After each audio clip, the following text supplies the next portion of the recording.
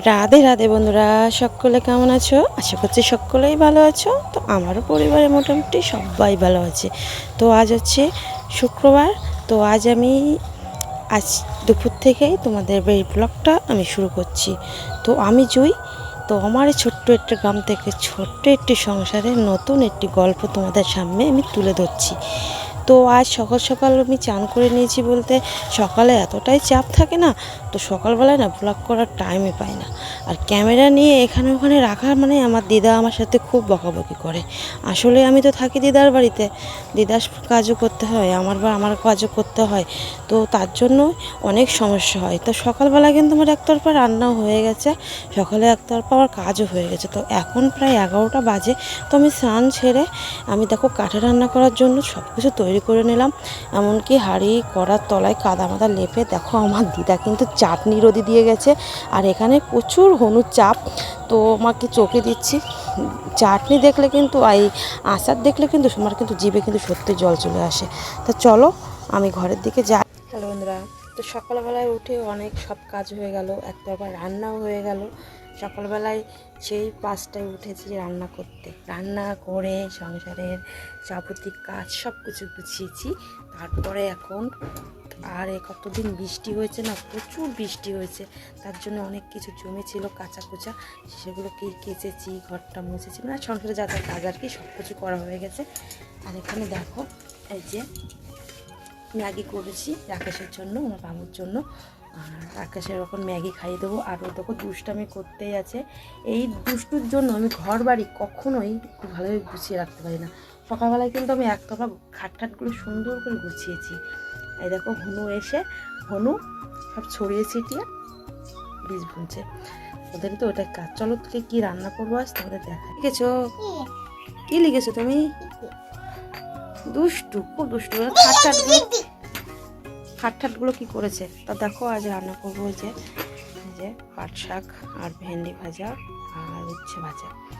হচ্ছে আমার দুপুরের আজকে মেনু। চলো ভালো থাকবে।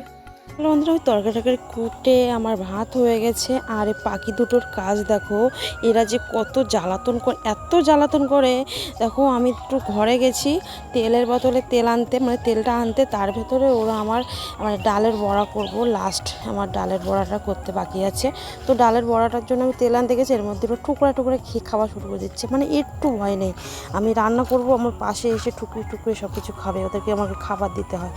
তো মানুষের দেওয়ার থেকে পাখিদের দেওয়া বা পশু পাখির দেওয়া আমার খুব ভালো লাগে। কেননা ওরা মানুষ ভুলে যাবে কিন্তু ওরা কখনোই ভুলবে না। যাই হোক, আমি দেখো আমার উনুনটা কিন্তু লিভে গেছে, আমি ফু দিতে দিতে আমার পেট ব্যথা। যাই হোক, আমি এইভাবেই মধ্যবিত্ত ঘরের বউ বা মধ্যবিত্ত ঘরের মেয়ে হয়েছি যখন, তো কাঠে তো অবশ্যই রাঁধতেই হবে।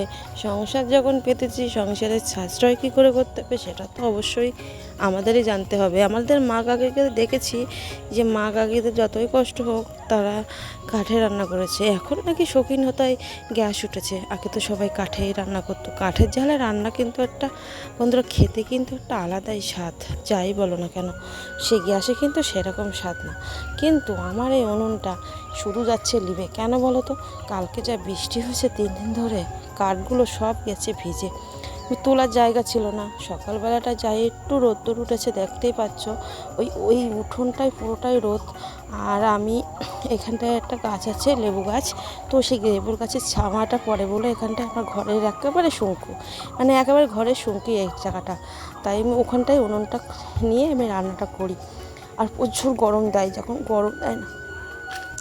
গরম দেয় না তখন মোটে রাঁধতেই পারে না, তখন আমি ঘরে গ্যাসেই করে নিই।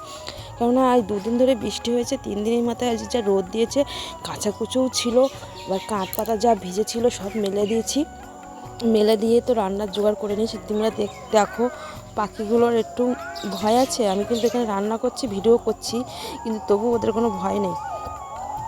আমি রান্না করে জোগাড় করে নিয়ে চলে এসেছি রান্না করতে। তো কি হবে, এই রান্না তো করতেই হবে। আর আমি কিন্তু একা হাতে সব কিছুই আমাকে সামলাতে হয়। দিদার হাতে, আমি দিদার বাড়িতে থাকি। তো যতই রোদ হোক আর যাই হোক, পরের বাড়ি থাকতে গেলে পরের মতনই হয়ে থাকতে হবে। তো রান্নাঘর দেখো, জায়গা কিন্তু অনেকই আছে, তোমরা দেখতেই পাচ্ছ জায়গা অনেকই আছে, কিন্তু আমার রান্না করার মতন জায়গা নাই। তো আমি এখানেই কোনাটাই আমি উনুনটা পেতে নিয়েছি। তা চলো।